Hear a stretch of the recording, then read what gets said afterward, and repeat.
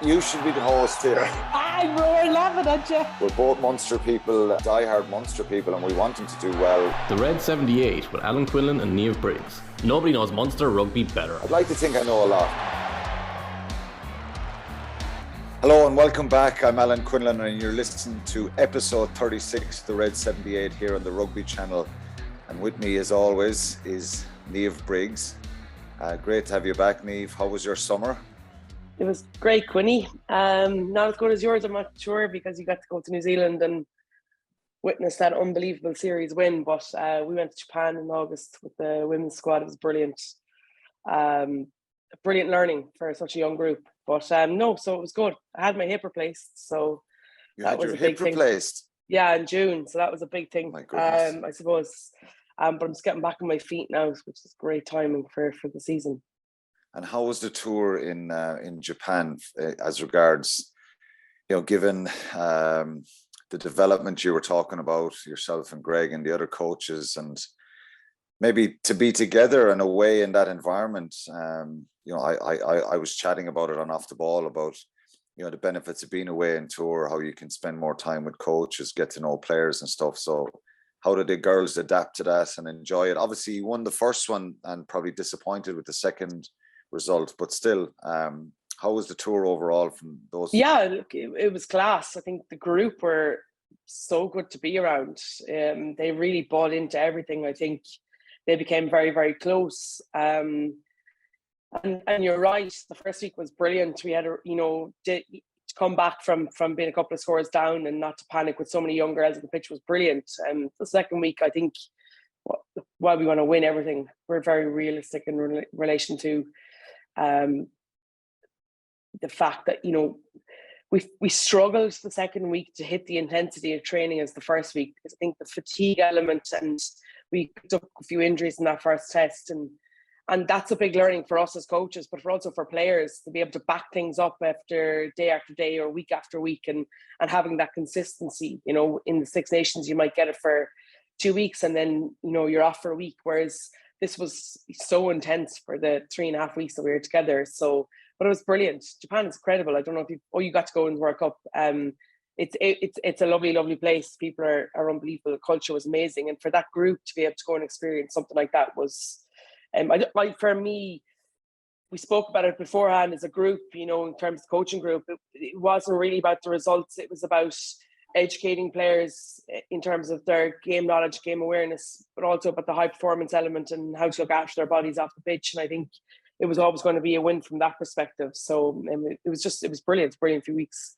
And we're going to get full-time contracts now as well. So that's from all the negativity probably 12, 14 months ago, it's pretty positive at the moment. Obviously, Irish rugby, you mentioned New Zealand. That was incredible. To win the series, particularly after the first test, and probably the expectation and the opportunity for the team to go. I thought they were brilliant, particularly given the way Leinster finished up their season, losing the Champions Cup final and the semi-final of the URC.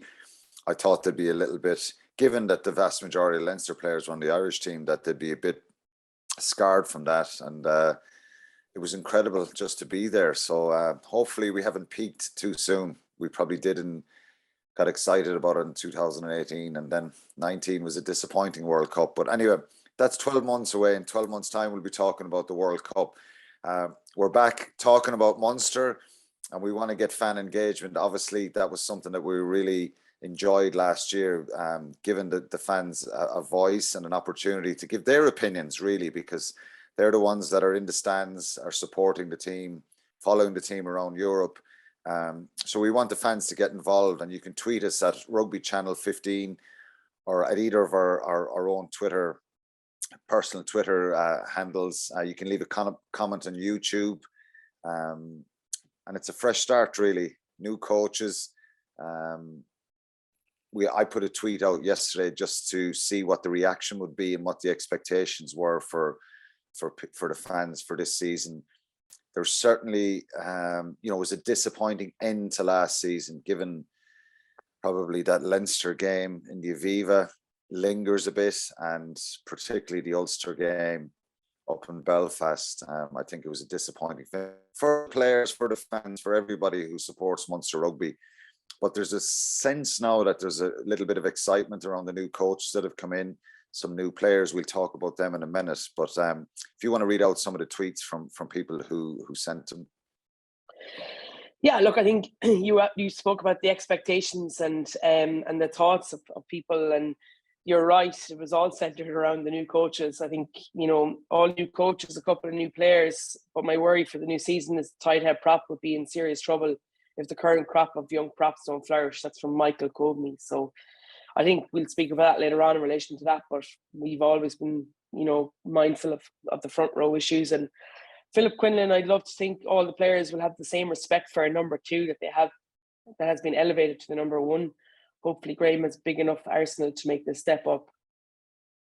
Wayne Pratt, new head coach and coaching ticket. Would you have a minimum season goal that's realistic that we could strive for? What's a realistic target for this group with all the new people setting out their systems? I think that's going to be what is a realistic target? I don't know if you read Dennis Leamy's piece in The Independent last week. I think it absolutely hit the nail on the head in relation to, I thought he spoke very, very well in terms of the ambition that they have as a group, but also how realistic that they are in terms of where they are. I think we've got to have patience as a supporting group and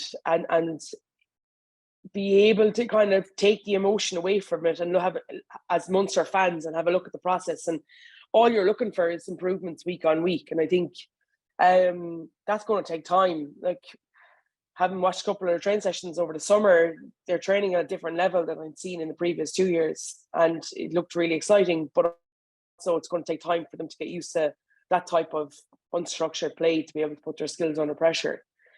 So he spoke about, to be talking about winning trophies is an unrealistic view in terms of, while they're ambitious, you have to be constantly sitting at the top table in both competitions to be able to win, to be able to enter into the conversation of winning trophies.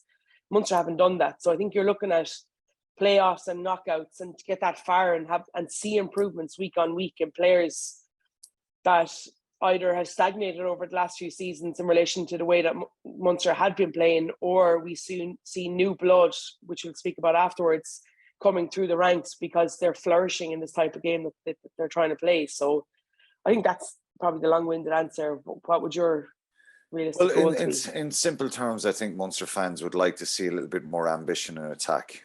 I don't think anyone you would meet on the street who's a diehard Munster fan who knows the rugby inside out would say, yeah, Munster have to win a European Cup or have to win the URC, because it's difficult. And there's the obvious challenge every year is Leinster in the URC, because they've so much depth in their squad and so many internationals.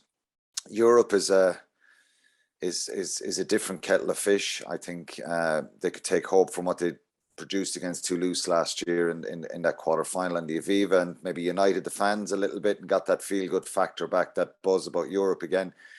But yeah, it's true. It's a fact. I think they have to try and find more consistency and probably, play a brand of rugby that's a little bit more ambitious. If they're going to lose, and if they lose matches, that at least they're at certain points that you're trying to attack and have a real go.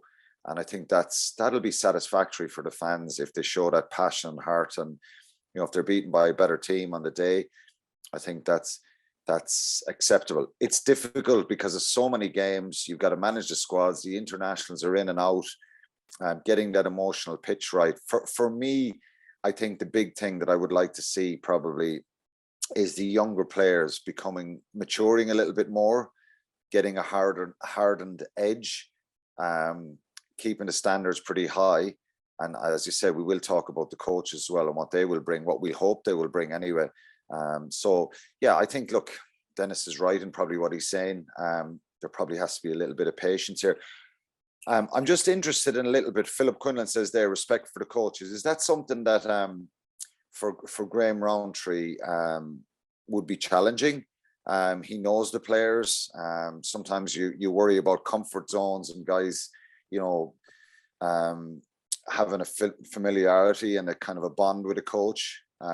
He's moved up. I probably experienced that in my career as well, particularly with Tony McGahan. When he stepped up, he was assistant coach. We were very, very pally. It was a different role as an assistant coach. And then he's head coach, and the kind of dynamic changed a little bit. But if I was to answer that, I don't think that'll be a problem, because I think Graham has enough experience. I think he knows that there's a certain amount of pressure here and that they need to improve right across the board. There needs to be a little bit of tough love here and a little bit of within themselves, and really kind of push the pain threshold. But it's something that, obviously if results start going bad and difficult and challenging, there certainly needs to be a bit of patience. But I think Graham is in the game long enough now to be able to, be strong enough to deal with any sort of that kind of complacency. Yeah, absolutely. And look, I think he's so well liked and more importantly, so well respected by the playing group. He still has the ability to connect with people really, really well. He's very open about, how he coaches and what he's doing. And so, yeah, look, I'm not sure. I think you hit it. You said something earlier on, and there's been a couple of tweets about it from Philip Quinlan and Wayne in relation to the consistency. So Desmond O'Sullivan says, if we can get some consistency in our level of performance, that would be a great base to build going forward. Likewise, Paul O'Sullivan, which I thought was a bit harsh. I have no expectations of this Munster team this season, new head coach and coaching team. It's going to be a tough transition. If Munster get a home quarter final and semi-final in URC and into the latter rounds of Europe, it will be a good season, but it's going to be a big struggle. Like, if Munster, I think that's a minimum requirement to be in the playoffs in the URC and to be in quarterfinals in Europe. Home semi-final in the latter rounds of Europe. Like, that to me is probably a very realistic maximum. I think Europe is difficult because they're home to Toulouse, away to Northampton, home to Northampton, and away to Toulouse. So you're looking at, to try and get a home situation there for knockouts, you're looking at in around 16, you're looking at winning at least 3 of those. So getting an away win and winning 2 at home. But look, that's Europe. I think that the general feeling is that obviously every Munster fan, and I'm sure the players themselves, they want to see more consistency, probably more ambition in attack, and an improvement across the board in the skill set. And I think Prendy is someone hopefully that will kind of improve that, but there needs to be a little bit of patience. The front row is also a big question mark in relation to that. Up a little bit. Read out some more of the tweets. Well, no, it's just that Tony Stack had said that, the front row issue when we go up again in Europe. And I had a little giggle last week. We were getting a continuous stream of tweets last year in relation to Ollie Yeager in New Zealand, the Crusaders. He just re-signed a 2-year deal with the Crusaders last week, and Gavin Murphy texts us in to say disaster.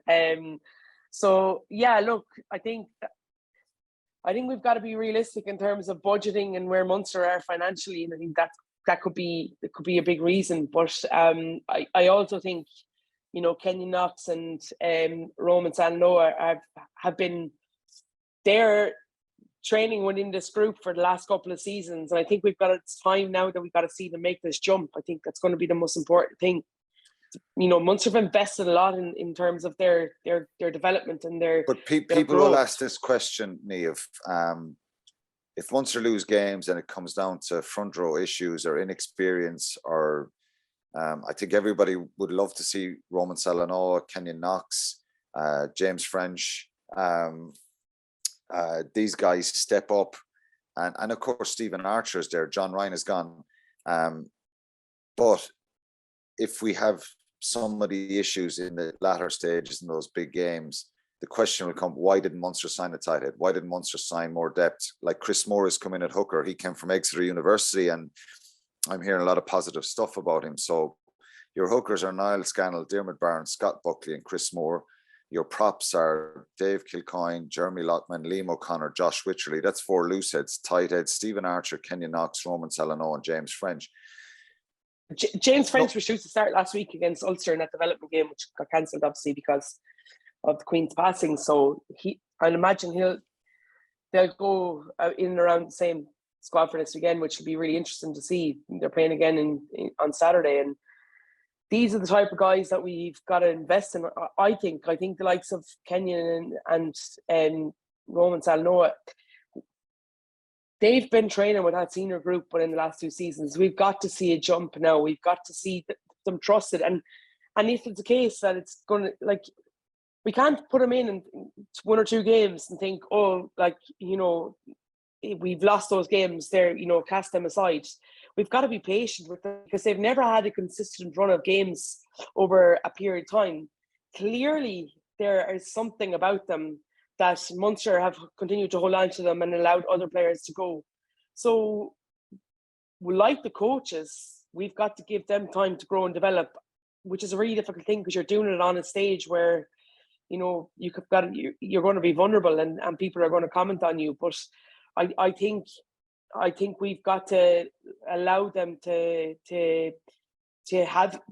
make those mistakes and yeah, they probably need to do that. I think you judge them at the end of the season. I don't think, given if they have a whole, you know, a rake of games, we can't judge them on 2 and 3 performances coming off the bench for a certain amount of minutes. Okay. It's a worry, it's a concern. Hopefully those players will step up and take their game to a different level and get the best out of themselves. Have you any more tweets? Are we done with the tweets? No, we're done. Yeah, we're done. Just generally, most of them are all in relation to the consistency and also about just being patient with that head coaching ticket. Okay, we'll move on. Last year we brought you our Are You Watching Andy Farrell piece during the internationals, and we've decided this year to bring in a star of the week from Munster Rugby, and that could be a coach, a player, a fan, somebody within the organization who's done something special. Obviously when the team are playing matches, more than likely it'll be a player. So we're going to try and pick someone each week who's done something a little bit different, something that you and I have spotted, Niamh, that we'll give them that award as star of the week. So we're probably going to do that. We're going to do that from next week on, and select somebody in that situation. So again, we can get some fan engagement in helping us make our decision each week. Who's the standout person in Munster Rugby? So that's something to look out for next week when we're reviewing the Cardiff game. Okay, we'll move on, Niamh. I think we covered a little bit of it there, and we're going to look at it again. You're the coach. You're the one that is involved in coaching week after week, and your opinion on kind of, I want to know, and people will be interested in this is kind of 3 things to look out for this season. Obviously, we've new coaches coming in. We've some player changes, guys stepping up from the academy. If you were to kind of broadly pick out a couple of things that we should be looking out for, what would they be? Yeah, look, I think 2 of them are in relation to 2 coaching additions. So I think the biggest thing that Munster needed to improve on was their speed around the park and the speed of the breakdown. And I think Dennis Leamy's come in and between himself and Graham Roundtree, they're trying to improve that to make it more efficient so that Munster can play the type of game that they want. I think that's going to be huge in relation to the speed in which they want to play at. And, we speak about the efficiency of Leinster and their breakdown for the last few seasons. It's interesting to see now that Dennis and Graham have come together in relation to this and they're looking to try and improve Munster. I thought last year the breakdown was quite efficient, but for me it was more 3 to 5 and 3 to 7 second rucks as opposed to 0 to 3. And if you want to, and I felt like Munster slowed down at times when they were on top, and they've got to go and have the ambition to be able to play like that, irrelevant where they are in the pitch at times. You spoke about it already, about that, ambition in attack. So that's definitely one, is the breakdown and the speed of which the ruck can go at. I think the second one is in relation to Joey Carbury and how he fits into Mike Prendergast's attack. I think can I stop you for a second? Yeah. The speed of the breakdown and the transition, is that on Munster's ball? We want it to be better. Yeah. Look, I think that allows the attack to flow better. I think I think we're going to, like the likes of Tyke Byrne, Peter O'Mahony, they're always going to have an influence in the defensive breakdown. I think we ought to look at in relation to that attack is our ability to be able to speed the ruck up. That goes from how we carry the ball into contact to how we clear it over and clear out that threat. Is that a technical issue, or is it just an urgency thing, or more aggression? For you, if you're coaching a team, it's a technical issue. It's a technical thing. If you're coaching a team and you want to improve speed up the breakdown, get it better, what do you do? So is it from a technical point of view, they need to be better with body positions, more aggressive, more urgency, identification, all that stuff? So it is a technical thing, but we're gonna look. You're looking at, once you have the technique to like down to a T, then you can start to bring in that urgency and intensity. And I think from what I can gather, they've been working on that a lot in the preseason in relation to how they literally have the ball in the plate, and also, you know, they're just going to play it. They're not going to wait for somebody to get there. And I think that's going to be really important. We saw that in the Gloucester game, you know, Bekatoa comes up and he literally just takes the ball off the back of the ruck and he's gone. And all of a sudden now Munster over the gain line, 3 or 4 phases later, they're scoring, and that's what they've got to be able to do. They've got to be able to make good of that in relation to speed of the breakdown. Second thing, as I said to you earlier on, it was in relation to how Joey flourishes in Mike Prendergast's attack. I think the last couple of seasons we saw the best of Joey wearing a green jersey. We don't see the best of him wearing a Munster one. I think it was the fact that Piper Rugby, or the type of attack structure that they were playing, I think you could see elements of it in the Gloucester and London Irish preseason games. The fact that Munster are looking to move the ball now, and it becomes less structured and more unstructured, and it's about getting into space and people supporting that ball carrier. I think this is going to be a huge year for Joey Carbury, because I think that he has to flourish, and if it doesn't, then Ben Healy, Jack Crowley, these type of players, there'll be no case. You know, the way we're here now and we're saying, okay, Joey Carbury's obviously number 110. That will become less and less as the season wears on if we don't see the best of Joey Carbury. And I think that somebody like a Mike Prendergast, his mind, his ability to coach is really, really good. So he's going to be the type of one that's going to be able to get him out of that. And so that's going to be a huge thing. And I think a really good, you know, unstructured Joey Carbury, in terms of having the ability to be able to play and see what's in front of him, well, then that will bring everybody else on. And that brings me on to the next point then, the likes of Anton Fritsch and Malachi Fekitoa, 2 really good centres. And it's probably an area where Munster, I felt like, have been probably struggling a little bit in terms of trying to create things over the last couple of seasons. I felt like Chris Farrell's a really good player. We underestimate how good his hands are at times. But Niamh, just let me stop you there. Does that go back to game plan, and under the previous coaching regime, kicking the ball a lot, trying to be direct, pragmatic in their approach? Did that inhibit the ability for Munster to attack more and get a little bit of width in their game? Yeah, look, we weren't privy to what was going on in Munster over the last few seasons, but it appeared from the outside looking in that it was kind of like a very South African dominated type of performance where you're we could see people. Yeah, we could, but Niamh. we're also not in their transitions and their meetings, so we don't really know. But yeah, look, it did look like it was a very kind of South African dominated, continuing on from Razi and Jacques Niamh to Johan, and I'm not sure we had the caliber of player in terms of the strength, the physicality and size profile to be able to play that type of game. It's interesting when you go and watch Munster train now, it's a huge amount of unstructured games. It's a huge amount of players that are, you know, it's not set piece dominated. There's very few players standing around doing very little in terms of, do you think the players would enjoy that more? Do you think the players would enjoy that more? Because I mentioned there the Johan van Graan coaching ticket, but ultimately Stephen Larkham was our attack coach, and realistically from week to week it was sometimes we saw some really good attack, but no consistency and no kind of structure in what they were trying to do. I know you mentioned the word unstructured, and I'm a fan of unstructured because that's given players their own confidence and ability to have a go and play rugby. There's structure in every unstructured element of Yes, play. yeah. So while we say unstructured, it means it's a case of, you know, you have the ability to be able to move that pass once more. If we get over the gain line, we have players that can come and support that.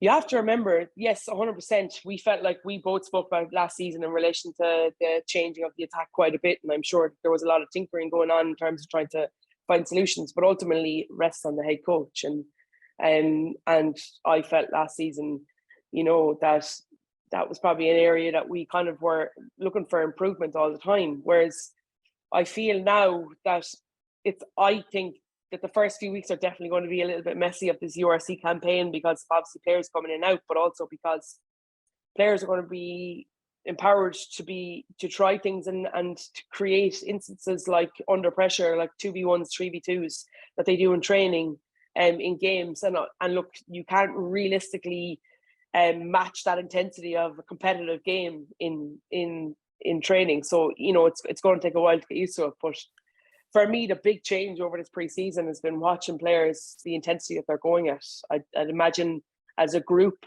that's been with Munster for the last few years, probably took a lot of getting used to, because they wouldn't have been used to that constantly going, constantly moving off the ball, working early to make sure that they can get into a position where their options, everybody is all the time, and constantly thinking. I'd say that was a big change as well in relation to, well, if you get up off the ground and you reload and there's space in front of you, well, and we go the opposite way, there's a whistle blowing and scum. It's like, why aren't you, like, that space is there? Why haven't we seen that?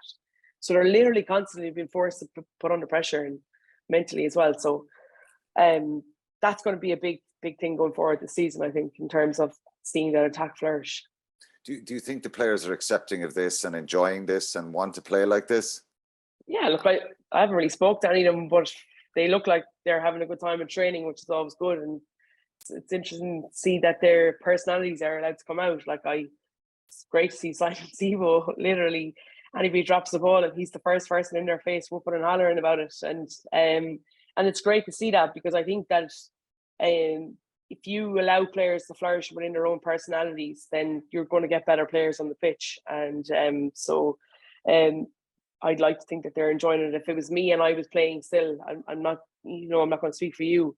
That's the type of rugby I'd love to have been playing, and that's the type of training I'd love to have been involved in, because you're walking off the pitch knowing that you worked exceptionally hard. So yeah, we'll see how the weeks go on. To be fair to the previous coaching ticket, I think I mentioned we saw glimpses. The games that stick out in my head are the away performance in Claremont. Yeah. Brilliant attack, some great tries.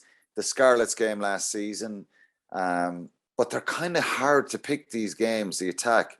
Another one that sticks in my mind is that Connacht performance in December, where it was pretty bland, and I think we had something like 42 passes in the game. I don't think we're advocating for all-out attack, and that's the only way Munster can play. We don't need to go away from the traditions of being, forward orientated. You've got to kick a lot in the game as well. But I think what Ireland showed in the summer, intelligent kicks and pressure on the opposition. And sometimes you're going to not have the ball. Other times you're going to have to protect the ball a lot. So I don't think we're advocating for Munster to go winger to winger to winger to winger, and that's going to change everything. I presume you agree. I think it's kind of work in progress, taking their opportunities when they arise, being ambitious about finding space, execution. And I think you make a great point about Joey Carbury. I think we all know that he's a fantastic footballer. He has the ability. I think I heard the word before, more animation from him probably behind the pod when he's getting the ball out the back, attacking the line a little bit better. But right across the board, and having covered a lot of Munster games in the last couple of seasons, I think it's that shape when the ball is moving around the place. It's that shape and getting back into position, and I suppose engaging defenders even if you're not getting the ball. So in other words, people running good lines and stuff like that. They're probably areas that Munster need to get better. tackle reload. I think if Munster improve, 5% in a number of those areas, particularly early on, I think that'll make them better. It'll give them a little bit more confidence. But I do think, I'd urge caution here and a little bit of patience because, when you're trying to, change structures, not just the way you play, because you don't rip up a complete script, but just, putting guys in different positions, stressing them a little bit more about getting into shape. And obviously that requires urgency, desire, fitness. So it's going to take a little bit of time, but I think we can both agree, and I think most people I meet and chat to about Munster are excited that Graham Rowntree is the new head coach. Yeah. Excited that Dennis Leamy has come in, Mike Prendergast has come in, and Andy Kiriakou. And look, the reality for those guys is, Munster haven't won a trophy in a long time, and there is a certain amount of pressure here. And but I think there's a little bit of enthusiasm there about what can happen. We haven't long left, but we'll just talk about, briefly spoke on Malachi Fekitoa. People are excited about him. Anton Frisch, I think there's certainly ability there to have a big impact in the centre. Chris Farrell, you mentioned Chris Farrell a minute ago. I think he's a brilliant player. I think he was superb in that Toulouse game. I think if you can get the ball in his hands earlier more, I think it'll be beneficial. Mike Prendergast certainly knows him from their time in Grenoble. Chris Moore has come in at hooker. So Munster haven't gone and signed 10 players here. We've signed 3 players.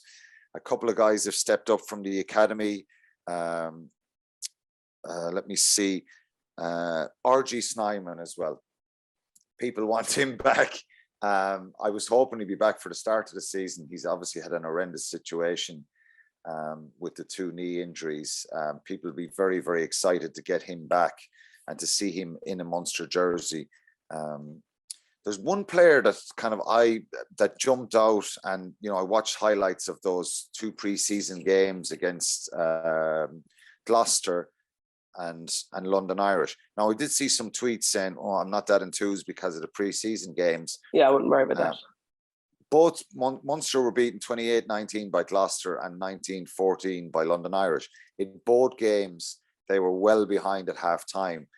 Both those selections there was a lot of chopping and changing, and a lot of changes, and both games, the second half performances were much better. Someone who kind of jumped out and his name popped up a lot was Edwin Edogbo. You know a little bit more about him. He's a second row, came from Cove. Cool. Had a bad Achilles injury last year. Did he play with UCC as well? So he's got a huge potential, and I don't want to be running away with myself, but he had a really bad either rupture in his Achilles tendon last year in the Interpros, or just coming into the Interpros. A really tough year for him, but he's come back in unbelievable shape. His brother Sean played with the underage system as well for this year's Interpros. Just a beast of a young man. He's incredibly powerful in terms of how he goes about his business, but also really willing to learn. And so he's a really exciting prospect, but he's very young. We've got to be very patient. He's obviously had a long time out, but to see him in and around that mix with the seniors and a development squad last week, I think was, it's brilliant for him. And hopefully he'll continue that trajectory, because I was standing beside him the other day and I just looked up. I was just I wasn't even up to his shoulder. He's a big guy, but can move too, and a very good attitude as well. Yeah, he's incredibly powerful, and we could nearly give him Star of the Week this week for being involved in the first 2 games, but we won't do it till next week. Ruan Quinn as well. He was involved in that Gloucester game. Paddy Patterson is someone who's kind of stood out in those pre-season and brought a lot of pace and tempo. So anyway, we'll see what happens at the weekend, who's involved. Munster going to Cardiff at the weekend. We'll just kind of last segment of what we want to chat about. They're away to Cardiff this week, away to Dragons next week, home to Zebra, and away to Connacht. So in those first 4 games, They've won home game, away 3 times. Really difficult for Munster. And with the season and the table and all that, you want to try and get off to a good start. Munster did that last year against the 2 South African teams. This is a tough start for them, isn't it? Away to Cardiff. Cardiff have signed Talopi Falatau, Liam Williams. They brought them in. They've signed a Tongan international, Lopeti Tamani. So they've got some good players in there. And obviously some of the players that they have, Thomas Young come from Wasp, thy young son. He's a really good open side. And some of the, familiar faces, Ray Lilo, Willis Halaholo in the centre, Josh Navidi is injured, Seb Davies. This is going to be a difficult game. The Welsh internationals are available for Cardiff and Di Young. I was reading last week. They're going full tilt here. And he was thanking Wayne Pivac for releasing the Welsh internationals. The Irish internationals aren't back till round 3. So this is a difficult challenge for Cardiff and a real kind of test of not just their playing ability, but their steel or their resilience, how they're going to react here. Because I know from my own experience, going to the back pitch in the Principality Stadium there, it's a 4G pitch. It's a tricky place to go and get a result. Yeah, absolutely. Look, and there's a couple of facets to that. I think there's going to be a lot of new combinations for Munster that, probably won't have played a huge amount together. That's going to take time. Second thing is that, it's really important that these players start well in terms of, the internationals will be coming back in. You've got to try and make the most of the time that you have, because it's not like there's a load of A games and and an A league type of thing. So you've got to try and make the most of your time that you're playing. So I think that's going to be really important. And it is going to be difficult. We're looking at, a very experienced Cardiff team against probably an inexperienced Munster team in relation to the fact that we're going to be missing the likes of Craig Casey, Conor Murray, and Peter Mahoney, Tyke Byrne and these guys. So and on top of that, Conway's still injured. He's still coming back. I saw him back running this week, which is great. RG is still missing. So there's still big names that have got to come back into that squad, and that'll happen as the weeks go on. So it is going to be difficult, but this is it now. They've got to start and try and show. Probably, I think the most interesting thing for me will be how we go about playing and stuff like that. From a set piece point of view, and then from a phase play point of view. I think this time it's been a bit different. I think last few seasons Munster have been very set piece orientated, whereas this time it seems to be the flip, that they're looking at a lot of phase play and how they manage to work their way around that. So, but yeah, I'm very excited for it, because I think they're getting to see the likes of Fecto and these guys and how they play, and also I'm really interested to see the Ben Healy Jack Crowley combination as they wait to try and get minutes in before Joey comes back. So loads of facets. Who do you start at 10? Ben Healy. Ben Healy starts, and Jack Crowley on the bench. With Paddy Patterson. Yeah, and Paddy Patterson's played really well in those 2 pre-season games as well. So yeah, it's a difficult start, as I said. Cardiff, Munster, and they're away to the Dragons the week after. So they're in Wales for 2 weeks. Is it a necessity that they win, or are we? Oh, listen, look, we're competitive beings, and every one of them are. And they did this in Scarlets last year, didn't they? Remember, Scarlets had a really big team. So maybe there's a lot at stake here from if they were to go and get a result here in Cardiff against a lot of these Welsh internationals. Well, that'd do them the world of good. I think personally, it's a difficult game given that you've British and Irish Lions coming back and playing for the Blues, the Cardiff Blues. I think they've got to be competitive. They've got to be. What I want to see at the weekend is a little bit of an edge, that you're not getting bullied, you're not getting kind of physically dominated, that some of these players who want to make a name for themselves, want to get into Irish squads, that they show physicality and an aggression, that they're not being pushed around. And then, obviously on the 4G pitch, they're going to get an opportunity to play. So, ultimately, the Munster forward pack that's selected for Saturday have a big task in their hands, and hopefully they can step up. We mentioned it a lot. Kenyon Knox, Roman Salano, whoever starts there. Will Stephen Archer start? I don't know. We haven't seen We have seen Knox and Celano in those pre-seasons. So it is a tough start, but hopefully they can, bring that bit of aggression and energy. And obviously we'll analyze the game next week. We're glad to be back with the podcast.